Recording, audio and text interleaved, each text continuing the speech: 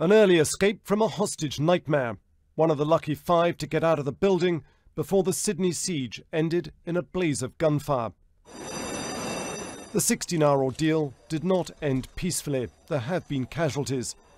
Australia is well practiced for such operations, having prepared for the Olympics. So what exactly triggers a violent end to a hostage siege? The decision as to when to go into an operation and use force is a fine balance, and it's about gain. If time is going to give you the gain for a peaceful resolution, you've got to negotiate. But if the negotiations or the people you're negotiating with seem unstable, or you're moving to a point where the people on the ground believe that there is a risk to the hostages, then force has to be used. So what more do we know of the 50-year-old gunman, Man Harun Munis? He was acting alone. There never were any accomplices.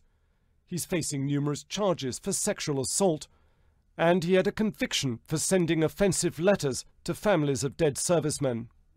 Whatever his motives, there is a real terrorist threat facing Australia. And I deliver this message to you, especially the people of Australia.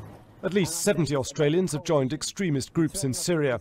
The country faces a serious threat from their associates back home. The Australian terror threat has been steadily building in recent months. September saw the biggest anti-terror raids in the nation's history. In the same month, the threat level was raised and sweeping new anti-terror laws were introduced.